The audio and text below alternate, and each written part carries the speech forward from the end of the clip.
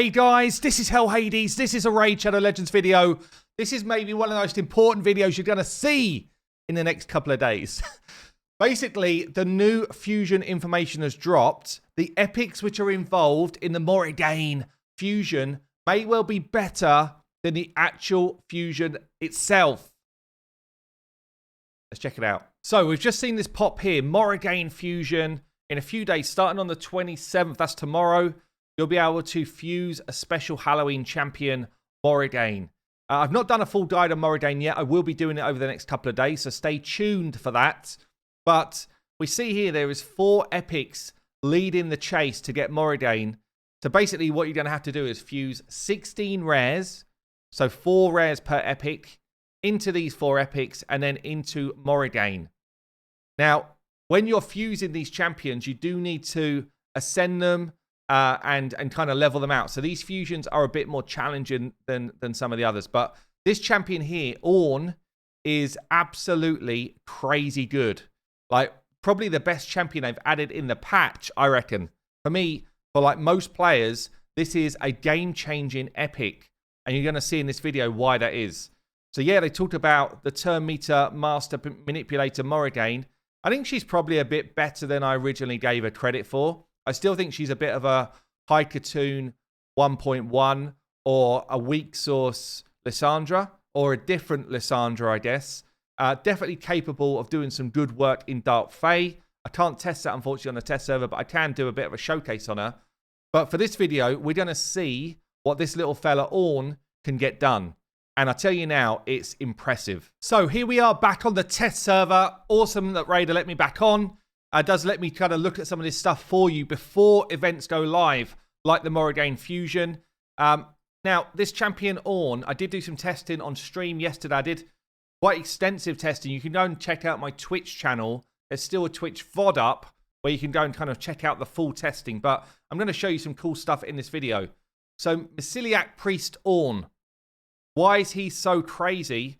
And also bear in mind, by the way, he's a Spirit Affinity champion. You're going to need a whole ton of Spirit pots. We've got Spirit here and Magic here. So the rare for the fusion is actually Magic. You're going to need the weaker style pots to ascend tons of the rare ones if you're trying to go for Morrigaine. But then you're going to need the big boy Spirit pots if you want to go for Morrigaine to make sure that you get enough ascension done. Just bear that in mind. 4 epics is a lot of pots. So we're just going to upgrade a different Spirit Affinity champion just so you can see it here. So we've got 4 and 3, 7 and 5. So you're talking now, what's that, 11 and 8. Plus another, so now 20 and 15 of the mid-tier ones. Yeah, so 20 and 15 of the mid-tier pots. This is just to go to rank 3. And then 3 and 1 of the big boy ones. And obviously we need to upgrade him to level 5 as well. And do the final one. So you can see, basically, this is going to be 4 times this for when you are doing a full fusion. Yeah, it's a lot of spirit pots. A lot of normal white potions as well. So just bear that in mind if you're going to be doing this as a main fusion. You're going to need a hell of a lot of spirit pots and a hell of a lot of the white ones if you're going to get this job done. So this quickly showcases skills then. So he's got an A1 which poisons, double chance to poison. So basically each hit 40% if you book him out, which is it's kind of decent. He's got an A2 which is another double hitter. Each hit has a chance to instantly pop poisons, which is cool as well. His A3 is an AoE hit. 100% chance of putting 2 poisons on everybody and poison sensitivity, which makes poisons do more work. Also gets a massive heal of this A3. It's kind of phenomenal, actually. And then his passive is really strong. So whenever a poison is activated, basically whenever it goes off, increases his HP and defense by 5%. So if you've got a wave of enemies, as soon as pretty much they've had a turn, you're going to gain 25% more health and defense. HP is where his kind of damage multipliers come from. HP and defense is how you keep him alive. This dude is built to be a solo farmer. Yeah, he's also going to be insanely strong, especially for newer accounts on things like Clan Boss, Hydra, like any boss is really until you get to late game. And then when you're late game, he's going to be your solo farmer for things like Dragon. And for Ice Golem, he's going to be really good in a speed farm team as well. I actually did him dirty in my maximum damage video, which dropped earlier today, because I thought his damage scaled from attack. I was wrong. It scales from HP. So I've quickly done a rebuild for this video. We got him up to 80k HP, 223 crit damage. I don't have the best gear to make him cooked, but at least we're going to give him a proper test with Helm Smasher on and see if he actually does hit. I'm not saying this is how you should build him, by the way. I'm just kind of showing you his max potential in terms of damage, and it just gives you a steer of should you build him with damage in mind or should you just build him for his abilities. So we're going to be just kind of showcasing here using my normal damage setup. So we've got basically poisons on us, poisons on them. We're going to drop defense and weaken here. I've got an HP aura, and we're also going to buff our crit damage. So as I say, this is about as strong as he can hit in any situation. The A1 then is going to hit for 50k twice, so 100k. It is still weak. So the A2, which is the one that pops poison as well, double hit for 100k or so a pop. Actually a lot stronger than I gave it credit for before. And then the A3, the AoE hit. This is the kind of signature skill for this dude. Actually pops for 150. It's still quite weak, but it's not as bad as I made it look in my other video. So I'm going to test something here, which I didn't actually test on stream. So there's a few important masteries here if you want to be running someone as a solo farmer, especially someone who's going to throw out a load of debuffs. Arcane Celerity, more turn meter boost. Spirit Haste, as your team die, you go faster. A Whirlwind of Death, as you kill stuff, you go faster. Wrath of the Slain, do more damage. And then for someone who's a poisoner, I'm putting out Master Hexer for more poison duration. Normally, I would run Oppressor for more turn meter feel. Okay, and that's as your kind of debuffs are out there. It might still be the one to do. If this doesn't work, we'll change it back. But I'm thinking, because he's so good, of just trying to run War Master on him and seeing how that does. Regen set with Perception here. I'm basically looking to build his HP up, his defense up, his speed up, his accuracy and resistance up. Yeah, so resistance to resist the kind of debuffs coming at me, accuracy to land his stuff, and then we've got high health and defense to keep him alive, speed to rotate through his abilities. This is probably the safest type of build you can do. Honestly, I think if anything, he's a little bit over geared for this, but it gives you a kind of sense. He is the positive affinity to Dragon 25. I know. I don't want to know about that anymore. So you see here, we're running him with a team. He doesn't even need this accuracy aura, actually. I did that for a different test I was trying yesterday. I can throw anybody in that spot. All food champions, yeah? All food champions. He's the only one doing any work against Dragon 25. 2 times speed. Here we go. So basically, all he's doing is he's pumping out poisons with that A3. He's doing more poison stuff with his A1. And then you're just kind of rotating back.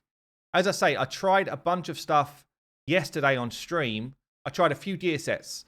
Regen set, like he's in right now, was the safest build that I could do because he's gaining healing from his A3. He's also just gaining healing from taking a turn. I tried him in Relentless gear to get back around his abilities quicker. That was a faster run, actually, than I saw in Regen set. It was probably the fastest of all the runs, and it was very safe. And I tried him in Reflex set, turning off his A2 so that he got his A3 back super quick. This is what I would say is the recommended build for the majority that don't have perhaps the gear levels that I've got. Now, I wasn't running War Master yesterday because normally you need that kind of extra turn meter build, but honestly, I think this is the slowest you can run a solo farmer.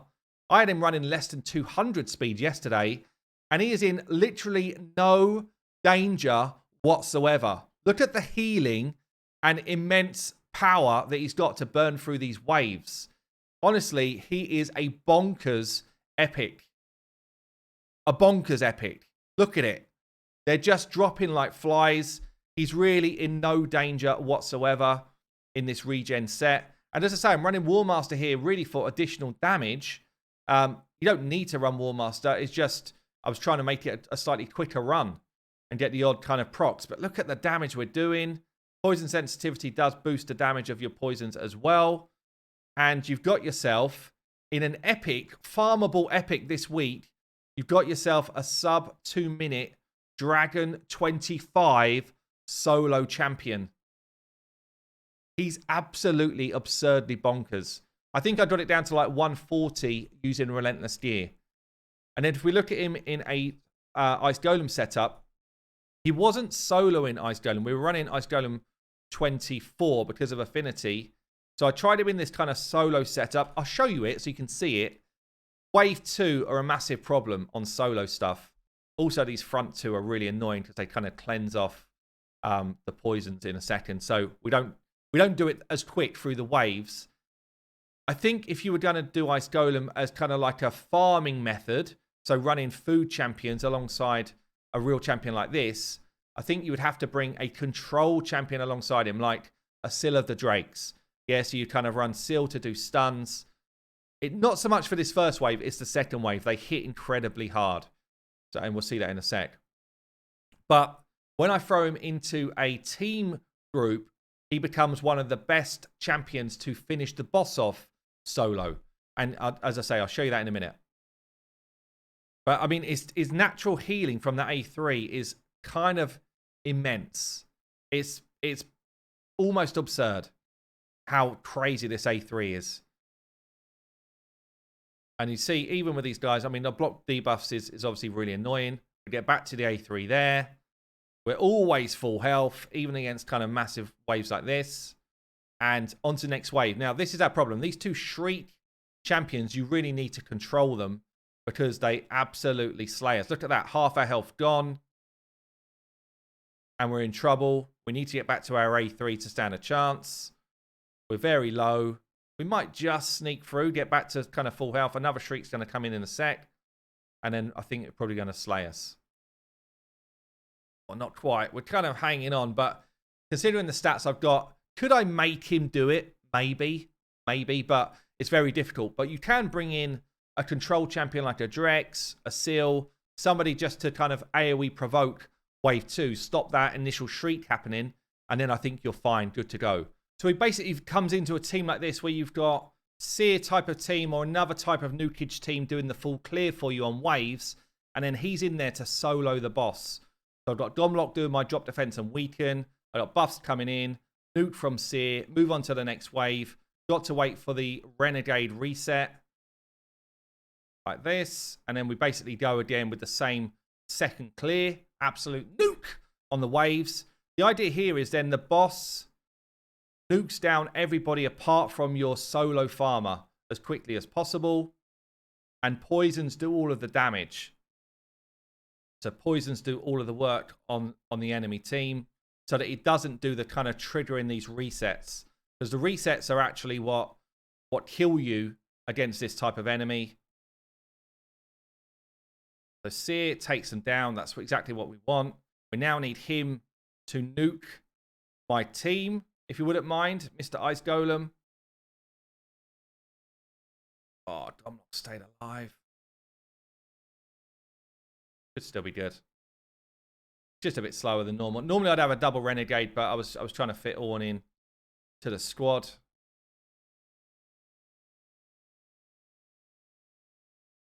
Die, Domlock. I've got my Domlock too tanky. But anyway, you can see how insane this dude is kind of keeping up with the actual boss part of the fight. Now it's all about him. Everyone else is just chilling on the floor while he gets the job done. So sometimes if this runs properly, I can get it done down to like a minute 20 or so. But even so, you know, he comes in as an absolute insane champion for Ice Golem to finish off the boss. Because now that it's only poison damage, basically the boss is not triggering any of those retribution hits. So yeah, we've had it down to 1 minute and 7 before when it ran smoothly. It's a pretty nutty type of setup. ORN doing the majority of the boss work. Seer doing the majority of the wave work. He's also got 2 double hits, right? His A1 and his A2 are double hitters. So last thing we're going to show in this video is him against Fire Knight. I think he's going to be a great clan boss champion as well, just for like straight poison damage, by the way. But this is level 25. I'm running Ruella, who's the other new epic, actually another great champion. I'm not running a seer clear team here. So 25 normally is damn slow without seer. It's not going to be quick, but his poisons will help us beat 25 up. We're basically going to be using Seal to do control with the stuns. We've got Ruel pushing our turn meter on and doing multi-hits on the boss. Cold Heart doing Cold Heart things. But most of the damage is going to be coming from the poisons that he puts out for wave killing. Now, obviously, you need some sort of way to make sure that you stay alive. Seal is kind of my, I guess, my get out of jail free card. She's going to revive people that die, if they do die. Or you might decide to even run ORN in a control set, like a stun set, because he does AoEs pretty frequently. You can see Ruella, she's built to do damage, not built to survive. She's in an HP chest, but she's built to kind of hit rather than built to kind of be a tank. But wave 1 dead in just under a minute. And as I say, for 25, if you're not running seer teams, it's pretty hard to get less than 3-minute runs. Yeah, pretty much you're going to struggle to get less than 3-minute runs. So we should get our kind of speed up now. She's going to drop, but Sil will pick her back up. She's mainly a boss fight for me anyway. Starting to get some control out on some of these ads. There she goes. She's probably going to take one more dive before the end of this fight. But yeah, most of the damage that we're doing here is actually through poison for the waves. We don't have really any damage dealers going on for wave control here. And some people argue, you know, is Lydia carrying the fight? You know, who's carrying the fight? It's not really a single carry. This is a team effort. Everyone's in the team because they've got their own job. But pretty much, we're going to clear the wave to just over 2 minutes.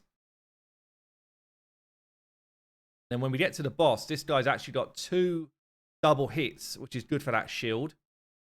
Ruella's got 2 triple hits, which is great for the shield. Seal's got a double hit. And yeah, just over 2 minutes onto the boss. Got to try and break through the shield. Got Relentless Deer on Seal. Here we go. Shield is down. We start to get some turn meter control in. Start to get some poisons going on. Do have a Heart Seeker if you wouldn't mind. Bam. And I think he comes in as, look, he's not perfect for Fire Knight, but if you're building him out for other stuff, I think he comes in as someone that can support on Fire Knight. I love this A1 from Ruella, by the way, that turn meter drop. We're going to have to get through another shield before the end of this fight. But she's going to keep us in with like an Armager style turn meter drop. Loads of poison damage. Gave us a good chunk of his health. Get her back into the fight again, please. And then, yeah, double hits, breaking through that shield nice and quick. And away we go again. So I think he's going to be an absolute dungeon beast. I would argue that he's potentially better than the Fusion champion. What do you think? What's more important to you? You have to make the decision, but I think potentially this epic is more valuable on my free-to-play than the legendary. Anyway, I've been Hell Hades. I'll see you later.